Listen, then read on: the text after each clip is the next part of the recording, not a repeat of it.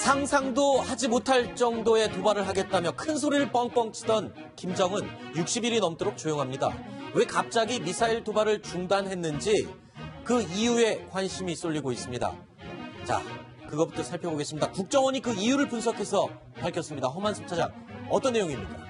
예, 국회 정보위원회 전체 회의에서 국가정보원이 이렇게 얘기했습니다. 북한이 최근까지 미사일 엔진 실험을 수차례 진행했지만 ICBM을 완성하지는 못한 단계다. ICBM이 일단 그 대기권 밖으로 나가 오래 비행하다가 다시 대기권 안으로 들어와야 하는데 이 대기권 안으로 진입하는 이 핵심 기술을 북한이 아직 확보하지 못했다. 그래서 이런 것이 그 미사일 도발이나 미사일 실험을 이렇게 한동안 계속 하지 못하는 이유가 아닌가 지금 이런 해석이 나오고 있습니다. 네. 자, 최근까지 미사일 엔진 실험을 수차례 했지만 ICBM을 완성하지는 못한 것 같다. 특히나 대기권 재진입 기술. 자, 재진입 기술. 지금 북한 측에서는 재진입 기술도 성공했다고 이야기를 하지만 사실 재진입을 하지 않더라도 대기권 밖에서 이 수소폭탄을 폭발시키면 EMP 피해를 줄 수도 있고 완성하지 못했다라고 단정을 할 수 있는 겁니까? 어떻습니까? 네. 지난번에 그 화성 14형을 고각 발사를 해서 그게 만약에 정상 발사를 했으면은 한 10,000km 이상 날아갈 거라고 우리가 판단한 적이 있죠. 네. 7월 28일 날 쐈었습니다. 그때 미국의 CIA가 미국의 그 국방부 산하에 미국 우주항공연구소하고 공동으로 연구해서 발표한 게 있습니다. 그때는 뭐라 그랬냐면 이 고각 발사를 해서 대기권 재진입하는 것이 실제로 정상 각도로 쏘는 것보다 더 힘든 기술이기 때문에 실제로 7월 28일 날 쐈던 그 미사일 자체가 대기권 재진입 기술을 완성한 것으로 볼 수도 있다. 이렇게 얘기한 적이 있기 때문에 그 당시에 또 국정원에서도 대기권 재진입 기술을 일부 확보한 것 같다라고 이제 그렇게 보고한 적도 있었습니다. 그렇기 때문에 일단은 북한이 어느 정도의 대기권 재진입 기술을 가지고 있지만 탄두를 완전히 보호할 수 있는 그 기술은 아직까지 미흡한 것으로 이제 판단하고 있는 것 같고 그러면 현재 왜 북한이 도발을 60일 동안이나 이렇게 하지 못하고 있느냐 하는 데 있어서는 수소폭탄을 실험을 9월 3일에 했기 때문에 그게 문제점을 그 데이터를 분석하는 데 시간이 좀 걸리고 그 데이터를 분석해서 문제점을 개선해서 새로운 탄두를 만드는 데도 시간이 좀 걸리고 그다음에 또 ICBM도 새롭게 개발하는 데 시간이 걸린 거 아닌가 이렇게 생각이 됩니다. 알겠습니다. 일단 ICBM 기술에 두 가지 핵심이 있습니다. 첫 번째가 발사체고요. 12,000km 이상 이 탄두를 날려보낼 수 있는 발사체 기술, 그리고 대기권 밖에서 다시 재진입하는 대기권 재진입 기술, 이 두 가지입니다. 그런데 지금 보면요, 북한은 이미 화성 12형을 4,500km 이상 날려보냈습니다. 자, 그리고 1단 로켓이었죠. 그리고 두 번째로 화성 14형의 경우도 9,000km, 물론 각도를 정상 각도로 폈을 때 이야기입니다. 9,000km 이상을 보내는 걸로 확인이 됐습니다. 그리고 지금 개발 중인 3단 로켓으로 추정되는 화성 13형이 12,000km 이상, 그러니까 실제 북한 자체적인 기술로 발사체가 워싱턴을 타격할 수 있을 정도의 거리, 발사체 지금 거의 개발한 것으로 추측이 되고 있고, 거기에 재진입 기술도 완전하지는 못하지만 어느 정도까지는 확보했다. 그 두 가지 기술이 거의 확보가 된 상태죠. 그런데 최근에 북한이 지금 고체 연료 실험을 계속하고 있거든요. 그거는 지금 이 기술들과 어떤 관계가 있는 겁니까? 왜 고체 연료에, 지금 백두산 엔진은 액체 연료 아닙니까? 맞습니다. 지금 이미 10,000km 가까이 날릴 수 있는 상황인데 왜 자꾸 고체 연료에 집착을 하는 걸까요? 이제 두 가지 가능성이 있습니다. 하나는 SLBM 북극성 3형의 그 고체 엔진을 현재 개발하는 그 가능성 하나하고, 또 하나는 현재 화성 13형 3단 로켓에 2단 또는 3단 로켓을 고체 연료로 하려고 개발 중에 있는지 둘 중에 하나입니다. 근데 현재 북한이 3,000톤급 그 잠수함을 이제 개발하고 있지 않습니까? 거기에 들어갈 게 이제 북극성 3형인 것 같고, SLBM 말씀하시죠? SLBM 북극성 3형인 것 같고, 거기에는 분명히 고체 연료밖에 쓸 수가 없기 때문에 SLBM 고체 로켓 엔진 실험은 북극 사명일 가능성이 더 높다 생각이 됩니다. 네, 그러면 ICBM과는 관련성이 좀 낮아 보인다. 그러나- 하지만 2단이나 3단 로켓을 쓰려고 만드는 것일 수 있다. 우리가 북한이 5월 달에 화성 12형을 쏴서 성공한 다음에 네. 7월 달에 2단으로 그걸 1단을 2단으로 만들어서 화성 14형을 쐈습니다. 네. 그때 그 5월과 7월 사이에 북한이 그 화성 14형에 2단 로켓을 쓸 것을 엔진을 실험을 한 다음에 바로 갖다 붙여가지고 화성 14형을 쐈습니다. 네. 그러니까 북한이 굉장히 빠른 속도로 미사일 개발해서 쐈기 때문에 이번에도 현재 아직까지는 뭐 이 고체 로켓 엔진 자체가 완전하지 않다 하더라도 이것이 개발되면 북한이 바로 쏠 가능성도 있습니다. 네. 자, 이게 그 고체 연료가 왜 필요하냐면은 네. 우리가 그 예전에 나로호 발사할 때 우리 다 기억하실 겁니다. 네네네. 그 나로호를 이제 세워놓고 김을 막 오랫동안 뿜고 있었어요. 그게 네. 뭐냐면은 바로 액체 연료를 주입하고 있는 과정이었습니다. 그렇죠. 냉동된 액체 연료를 하니까 이제 온도차 때문에 김이 났던 건데 그때 나로호 액체 연료 주입 시간 한 2시간 정도 걸렸어요. 네. 왜냐하면 나로호가 사실은 과거 소련에서 쓰던 6,500km 사정거리 정도 되는 탄도미사일입니다. 네. 6,500km를 날아가야 되니까 한 2시간 정도 연료를 주입했던 거고 노동미사일 1,300km 아닙니까? 네. 노동미사일 연료 주입 시간 한 40분 정도 걸린다고 그래요. 네. 자, 그러면 미국을 공격하기 위해서 9,000km, 12,000km를 날려보내려면 이 액체 연료 주입 시간이 3시간, 4시간이나 걸립니다. 네네. 그 당연히 미국 첩보당 포착이 되겠죠. 포착이 되겠죠. 그럼 먼저 공격당하겠죠. 그게 바로 킬체인입니다. 네. 선제 공격당하겠죠. 그래서 이 고체 연료, 우리 현무 미사일처럼 고체 연료는 바로 그냥 언제 어디서든지 세워서 쏘기만 하면 됩니다. 네. 그럼 기습 공격 능력도 필요하기 때문에 고체 연료를 계속 개발하는 거죠. 거의 완성 단계에 이르렀지만 아직은 무언가 2% 정도 부족한 북한의 ICBM 기술. 미국 폼페이오 CIA 국장은요, 북한의 핵과 미사일 기술은 단지 시간의 문제일 뿐 완성하는 것은 사실 그다지 얼마 남지 않았다라고 말을 했었죠. 들어보시죠. They are closer now than they were 5 years ago, and I expect they will be closer in 5 months than they are today. That is, each test, successful or unsuccessful as defined in the West, continues to develop. 자, 그러니까 우리 국정원에서는 지금 북한이 ICBM 기술을 아직 완성하지 못했다. 그래서 조용한 것일 수 있다라고 분석을 했는데 미국의 이 브루킹스 연구소에서는 이런 얘기를 했어요.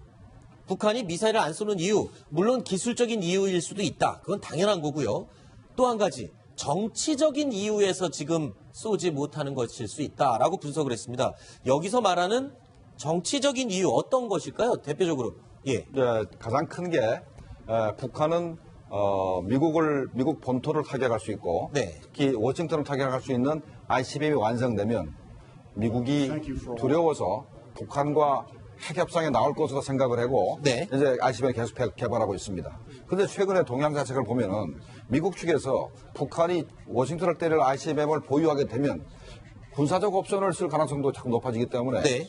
북한이 김정은 입장에서는 자기들이 원래 생각했던 협상을 통해서 문제를 해결하고 자기들이 핵보유를 인정받고 평화협정을 체결하려고 했던 그 정책 목적 자체가 잘못하면 북한 파멸로 갈 수도 있다 이런 생각을 하면서 정책 개선을 하는 부분이 하나 있고 네. 또 하나는 중국이 북한이 예상하는 것보다 훨씬 더 강하게 제재를 하니까 굉장히 힘들어서 하는 그런 부분도 있다고 생각이 됩니다. 네. 뭐 좀 간단하게 얘기하면 말폭탄 싸움에서 네. 김정은이 트럼프 대통령한테 밀린 것일 수도 있겠다라는 좀 생각이 들고요.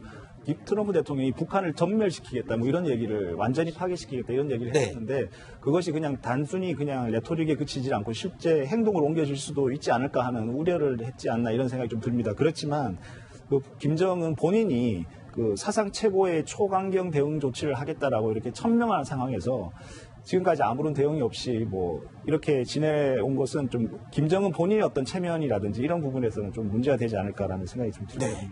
저희가 그래서 김정은이 지금 ICBM을 가지고 협상을 하려는 그 상황을 그림으로 재밌게 한번 표현을 해봤습니다. ICBM을 들고 목표를 향해 달리고 있는 김정은. 목표가 얼마 남지 않았습니다.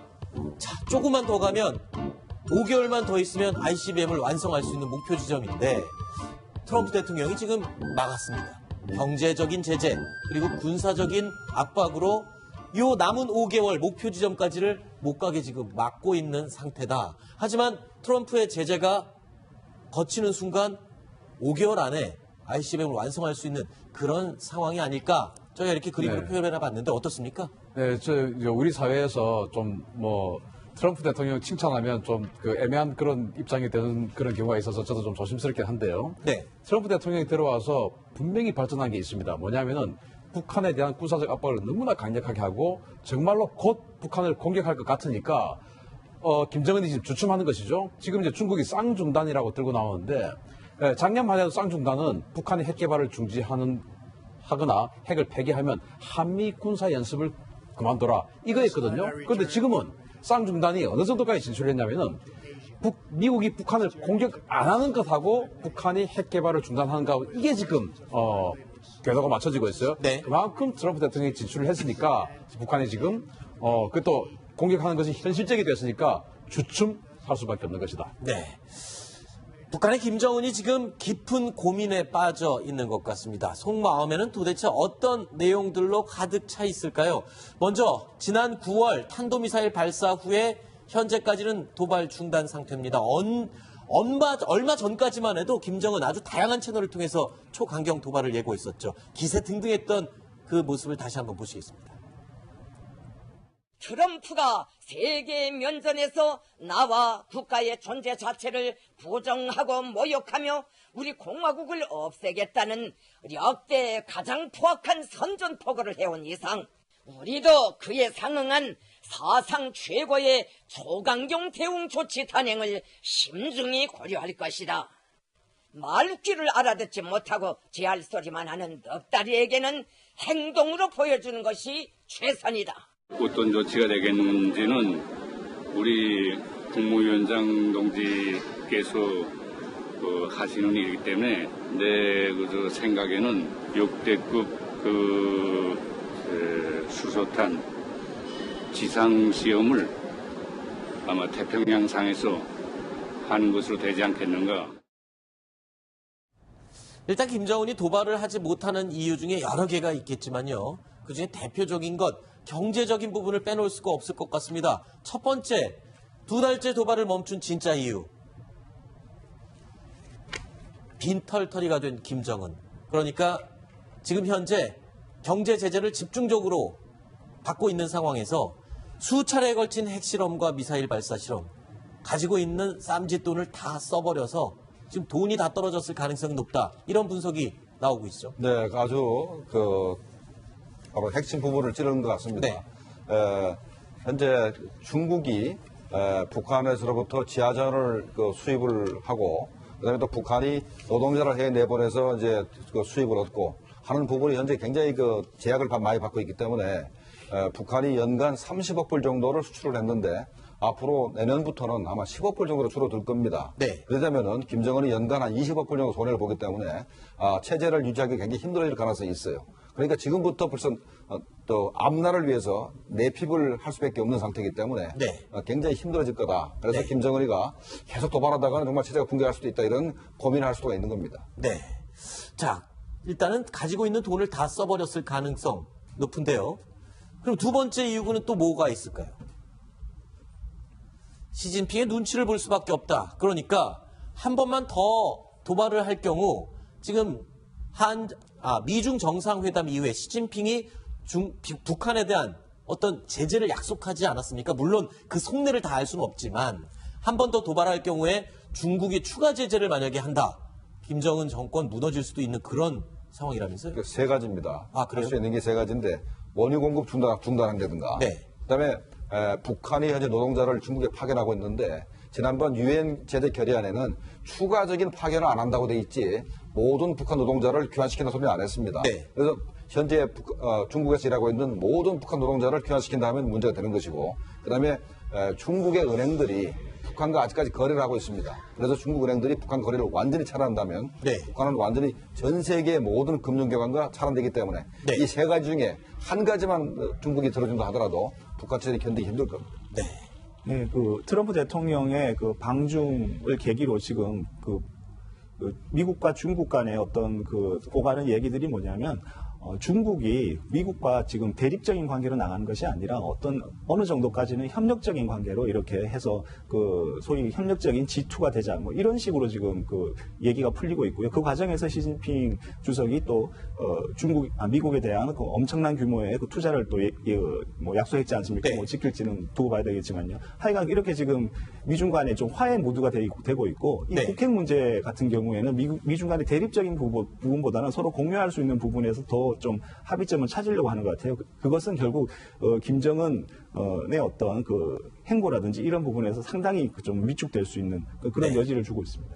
김정은이 미사일 도발, 핵 도발을 하지 못하는 현실적인 이유 두 가지를 살펴봤는데 이제는요. 진짜 고민스러운 딜레마를 살펴보겠습니다. 북한의 김정은이 ICBM을 두고 정말 고민에 빠진 장고를 거듭할 수밖에 없는 딜레마가 있습니다. 두 가지입니다. 첫 번째, 협상 비장의 카드. 즉, 김정은은 ICBM 기술을 완전하게 완성하기 전까지는 절대 대화 테이블에 나갈 생각이 없다. 이건 지금 예전부터 지금까지 가지고 있는 신념과 같은 것이라면서요. 네, 그렇습니다. 최근에 북한의 노동신문이라든가 북한의 뭐 외교부라든가 이렇게 성명을 보면은 북한이 ICBM 개발에 최종 단계에 들어섰다. 핵무력 완성에 최종 단계에 들어섰다 그러면서 우리가 그 목표를 향해서 계속해서 나아갈 거다. 그 목표라는 거는 결국 워싱턴, 미국 본토를 직접 자신의 기술로 쏠 수 있는 것을 완성할 때 이것을 말하는 거죠? 맞습니다. 그걸 완성을 하기 위해서 하여간 어떤 희생을 치러도 가겠다는 얘기를 계속하고 있습니다. 그래서 그 전까지는 미국이 겁을 안 먹기 때문에 그걸 완성한 다음에 미국과 협상을 하겠다. 네. 이런 얘기입니다. 그런 신념을 가지고 있는 김정은, 왜 그 신념을 지킬 수 없는지 이 두 번째 이유를 들으시면 이해가 됩니다. 분명히 ICBM을 완성하고 미국 본토를 위협할 수 있을 단계에 이르면 미국이 겁을 먹고 협상 테이블로 나올 거라고 믿음을 갖고 있었는데 지금 현실은 그렇지 않습니다. 만약에 ICBM 기술을 확보할 경우 트럼프 대통령은 북한을 타격해버릴 수가 있거든요. 이 두 가지 사이에서 지금 고민에 빠져 있는 거죠. 맞습니다. 그래서 지난 60일 동안 김정은이가 왜 그러면 도발을 하지 않는가 하는 가장 근본적인 부분이 저겁니다. 자기들은 ICBM을 개발해서 미국을 협박을 해서 개발을 해서 뭔가 소득을 얻으려 했는데 반대로 잘못하면은 그 시점 자체가 미국이 북한을 공격하는 시점이 될 수도 있다라고 해서 이제 고민이 깊은 것 같습니다. 네. 이게 이제 과거 오바마 때 같았으면은 지금 계속 진행을 했을 수가 있는데 우리가 아시다시피 이제 이 트럼프 대통령은 정말로 공격을 할 수 있을 것처럼 보이지 않습니까? 네. 정말로 공격을 할 수 있을 것처럼 보여야 상대가 그걸 먹거든요. 네. 저거는 블러핑이다. 원래 그냥 보여주기 위해서 한 쇼다라고 생각되면 그걸 먹지 않죠. 그런데 지금 트럼프는 정말로 공격할 수 있을 것처럼 보이기 때문에 저 레드라인을 밟으면 과거에 오바마 시절 같은 비장 협상 카드가 되어서 자신의 가격표가 엄청 높아지는 그런 명품이 되는 순간인데 트럼프는 명품이 되는 순간 바로 그냥 죽여버릴 것 같으니까. 상대가 달라진 거를 변수를 생각을 못했군요. 그래서 지금 진행을 못하는 것일 수도 있다. 네. 근데 지금 2달간 지금 어떠한 미사일도 발사하지 않고 있으니까 못하고 있을 수도 있고요. 예, 네. 하여튼 2달간 지금 조용하거든요. 그러니까 지금 미국 쪽에서 그 매티스 국방장관이 하는 얘기가 뭐냐면 계속 이렇게 핵실험이나 미사일 실험 중단하면 북한하고 대화할 수 있다 이렇게 지금 얘기를 했습니다. 네. 그러니까 이게 지금 현재 미사일 발사를 중단하고 핵실험 중단하는 것이 북한으로서는 어떻게 보면 또 미국하고 대화할 수 있는 어떤 네. 여건이 좀 성숙돼지는 그런 또 측면도 있거든요. 그렇지만 북한은 지금 대화할 마음은 없잖아요. ICBM 기술이 없는 상태에서는 절대 미국과는 대화를 하지 않겠다라는 게 신념이잖아요. 근데 이제 그 미국 쪽에는 처음에는 그 북한이 핵미사일을 포기하면 대화를 하겠다 이렇게 했는데 지금은 핵실험과 그 미사일 실험을 중단하면 대화하겠다라고 약간 수위를 낮췄기 때문에 네. 이런 부분은 좀 북한에게는 조금 또 이렇게 활동의 폭을 넓히는 부분이 아닌가 싶습니다. 김정은은 일단 지금 정말 고민에 빠진 거는 맞는 것 같습니다. 정말 이 두 가지 사이 딜레마 어떤 결정을 내릴지 궁금하네요. 그러니까 북한이 바로 그저께도 노동신문을 통해서 자기들의 핵무기 자체가 회담 테이블에 네. 절대로 올릴 수 없다 얘기하고 있지 않습니까? 네. 그래서 또 미국 쪽에서 도발을 지금같이 하지 않으면 회담을 개최할 수 있다는 얘기지만 트럼프 대통령이 누차 얘기했습니다.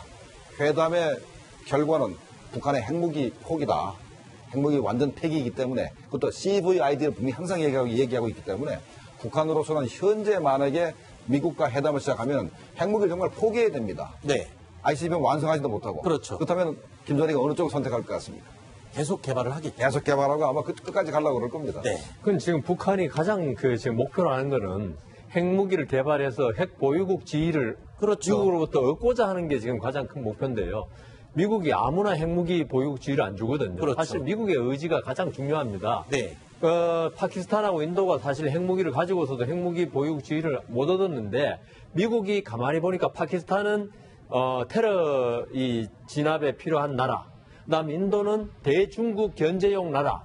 이런 미국의 필요에 의해서 핵 보유국 지위를 사실 줬거든요. 네. 그러니까 북한은 그런데 지금 미국에 대해서 어떤 이익을 줄 수 있는 어떤 위치에 있는 게 아무것도 없거든요. 그렇죠. 그래서 북한으로서는 핵무기 보유국 지위를 지금 얻을 수 없기 때문에 아까 말씀하신 대로 상당히 딜레마 있지 않는가 네. 생각이 듭니다.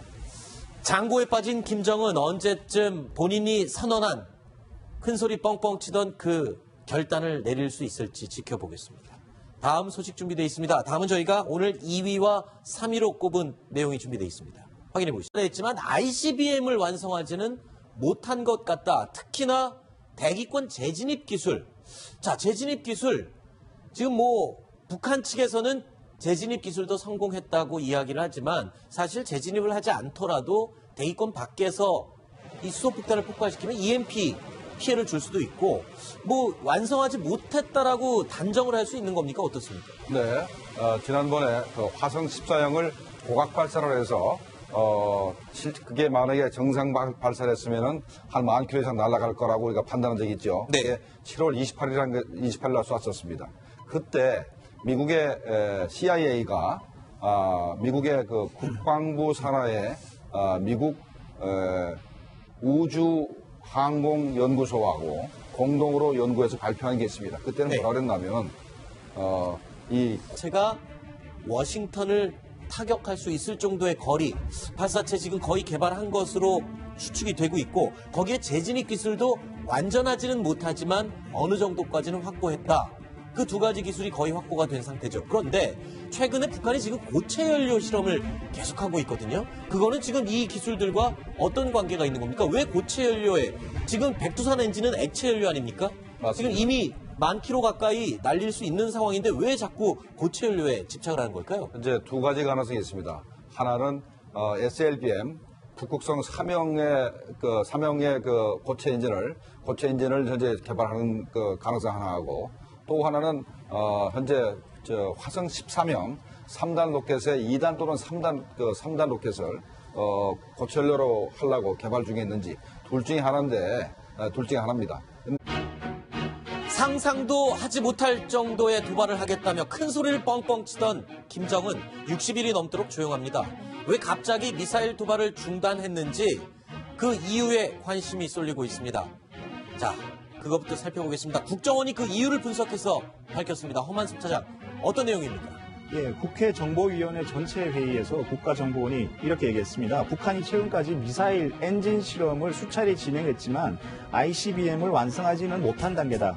ICBM이 일단 그 대기권 밖으로 나가 오래 비행하다가 다시 대기권 안으로 들어와야 하는데 이 대기권 안으로 진입하는 이 핵심 기술을 북한이 아직 확보하지 못했다. 그래서 이런 것이 그 미사일 도발이나 미사일 실험을 이렇게 한동안 계속 하지 못하는 이유가 아닌가 지금 이런 해석이 나오고 있습니다. 네. 자, 최근까지 미사일 엔진 실험을 그렇게 개발하는 데 시간이 걸린 거 아닌가 이렇게 생각이 됩니다. 알겠습니다. 일단 ICBM 기술에 두 가지 핵심이 있습니다. 첫 번째가 발사체고요.